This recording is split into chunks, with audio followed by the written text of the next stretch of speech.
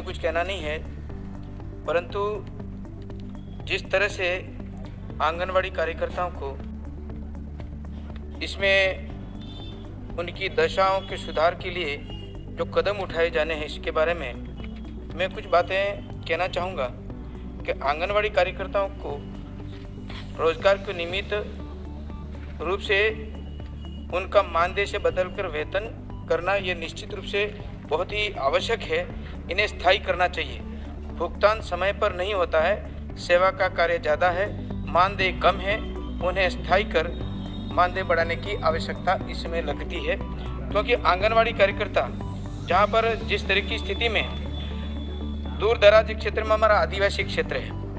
और वहाँ पर यहाँ पर आंगनवाड़ी केंद्र जो जर्जर अवस्था में है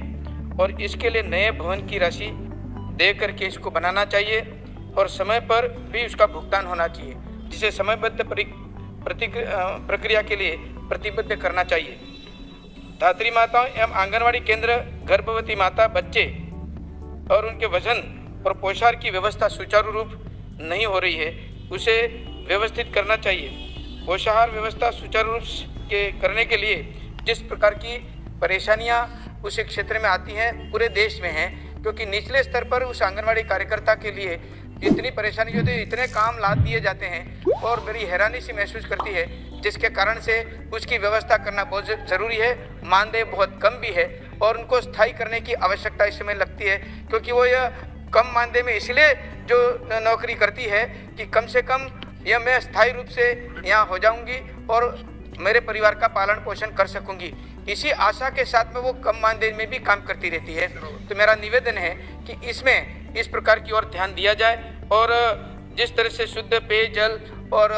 जिस प्रकार की व्यवस्था होनी चाहिए उस आंगनवाड़ी सेंटर पे भी नहीं होता। और निश्चित रूप से जो मैं निवेदन करना चाहूँगा कि आंगनवाड़ी सेंटर बहुत उस क्षेत्र में जर्जर अवस्था में और नए बनाने की आवश्यकता, उसकी भी पूरी राशि अलॉटमेंट करके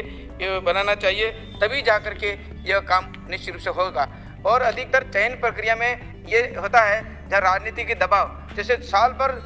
और 1.5 साल 2 साल तक ये प्रक्रिया चलती रहे तो उस आंगनवाड़ी सेंटर चलता कैसे होगा। इसलिए कोई सरल प्रक्रिया बनाई जाए जिसके कारण से यह व्यवस्था सही ढंग से चल सके। बहुत बहुत धन्यवाद।